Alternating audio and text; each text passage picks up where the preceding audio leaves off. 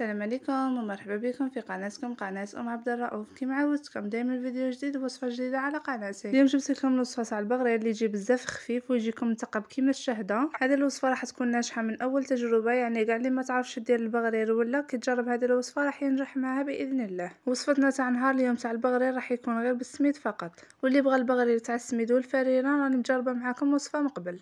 ما نطولش عليكم الفيديو، نبداو بسم الله بالمقادير وطريقة التحضير. هنا عندي مغرف كبيرة تكون مملوءة جيدا من خميرة تاع الخبز، وعندي خميرة كيميائية كيس واحد تاع خميرة كيميائية الوزن 10 غرام، وعندي ملعقة كبيرة تاع السكر، وعندي رشة تاع الملح كما راه موضح في الفيديو.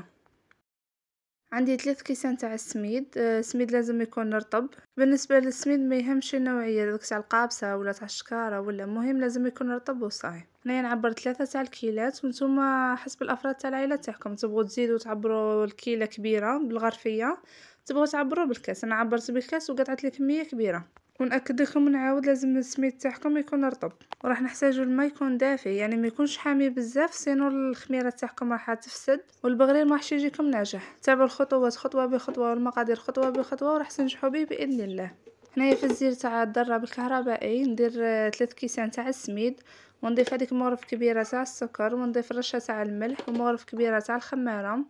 نخلطهم كما راكم تشوفوا بالمغرف كامل هذوك النواشف. راح نضيف عليهم 4 كيسان تاع الماء بنفس الكيله اللي عبرتوا بها السميد، راح نتعبروا بها الماء اللي قلت لكم يكون دافي. وبالنسبه للنوفا راح نضيفوها مع التالي اللي هي الخميره الكيميائيه. وبالنسبه للتخليط تبغوا تخلطوا في الضرب الكهربائي كما انا غادي نخلط في هذا الزير، ولا تبغوا تخلطوا بالميكسر. حنا قبل ما نخلط بالروبو لازم ندخل المغرف ونخلط هذاك السميد وهذاك الماء غايه، من بعد كي نعاد باش نديهم فوق الروبو ونقعد نخلط فيهم. لازم هنا يتخلطوا معاكم مليح مليح. واذا ما عندكش هذا الروبو قلت لكم تقدروا تخلطوا بالميكسر، نفس الطريقه ديروها، تخلطوا كامل المكونات مع بعضياتهم وزيدوا تضيفوا الماء وتخلطوا شويه هكا بالمغرف، ومن بعد كي نجيبوا الميكسر تاعكم وميكسوا كامل الخليط. راح تجيكم هذه الوصفه تاع البغرير ناجحه 100%، ويجيكم مثقب كما قلت لكم ولا كما شفتوا في اول فيديو كيفاه جا. هنا بعد ما تخلط معايا الخليط الاول غايه نروح نضيف كيس واحد تاع خميره كيميائيه اللي هي قلت لكم نوفا، ونزيدو نخلطوا غير شويه ونحبسوا.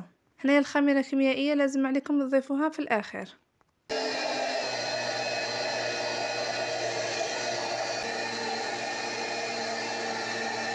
هنا نجيب الاناء ونفرغ فيه الخليط نتاعي. شوفوا القوام تاع الخليط كيفاه راه داير، ما تلقاوهش خفيف بزاف وما تلقاوهش ثقيل. شوفوا لي هذوك فقاعات اللي راه دايرهم باللي البغرير تاعك راح يجيك ناجح. هنا نجيب البابي وندير فيه شويه تاع الزيت ولا شويه تاع الزبده ونمشيها كيما هكا في المقله، وندير المقله تاعي تسخن. لازم المقله تاعكم تكون حاميه باش تبداو تخدموا في البغرير تاعكم. مباشره كي تكملوا تخلط تاع البغرير ديروا المقله تاعكم تسخن وبداو طيبوه فيه، يعني ما راح يختمر لكم ما والو. وجدي ثاني طبسي وهذيك اللي تقلعي بها البغرير. وبالنسبه للبغرير قبل ما ديروه تبداو تخسروا له في الخمر كما راكم تشوفوا عاد باش تبداو ديروا في الحبات تاعكم. بالنسبه للطياب تكون النار زايده، كي تشوفيه دار كامل هذوك الفقاعات ولا دوك البلالات من الفوقه نقصي له غير شويه، ما تنقصيلهش بزاف وخليه يكمل طيابه من الفوقه، وباه الحبه تاعك ثاني تجيك طايبه من تحت غايه. هنا راح نجرب معكم شحال من حبه باش تشوفوا النتيجه امامكم. بالنسبه للبغرير كل واحد كيفاه يبغي، كاين اللي يبغي الحبه تاعها تكون خشينه وكاين اللي يبغي الحبه تاعها تكون رقيقه بزاف. انتي كي تقعدي طيبي فيه بالكابشه تتحكمي في الحبه نتاعك، اذا بغيتيها غليظه خليه شويه خشين، واذا بغيتيها رقيق ثاني رقي الحبه تاعك. حنا كما قلت لكم كنت طيبت هذيك الحبه اللي كنت نوريكم فيها، وهذه هي الحبه الزوجه.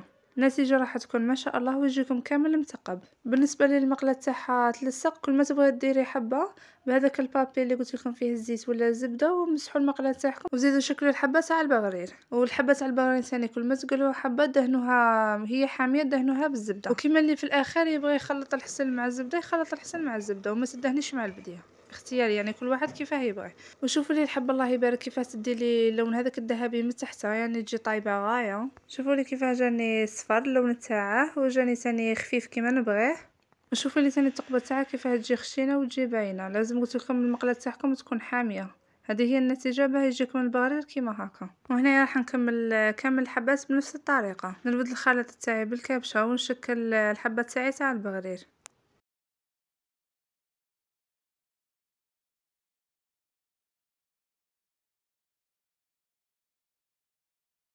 هنا نروحوا للطريقه تاع التحسيل. بالنسبه لي انا كنت دهنتها بالزبده، نزيد درت لها الحسل وصاي. كيما اللي ما درتلاش الزبده في البديه، تقدر من بعد كينا مع الحسل دير له الزبده وتحميهم فوق النار وتعسل البغرير تاعها. شوفوا لي في الاخير الله يبارك كيفاه جا البغرير، جا بزاف خفيف. انا نبغي قلت لكم كيما هكا خفيف، ما جاش هذاك البغرير اللي يقهم. تحطي هكا الحبه تاع البغرير على يدك تولي تبان. هنايا بعد ما كملت عسلت كامل الحبات، هذا هو النتيجه تاع البغرير اللي تحصلت عليها. ان شاء الله تدعموني خواتاتي بالجيم والاشتراك للقناه وتعليق شباب فضلا وليس امرا، وتجربوا وصفاتي وتكتبوا لي في التعليقات. وهنا كنت وصلت معكم لاخر فيديو، ما بقى لي نقول لكم تهلاو في رواحكم، نتلاقاو في وصفات جدد وروتينات جدد. سلام.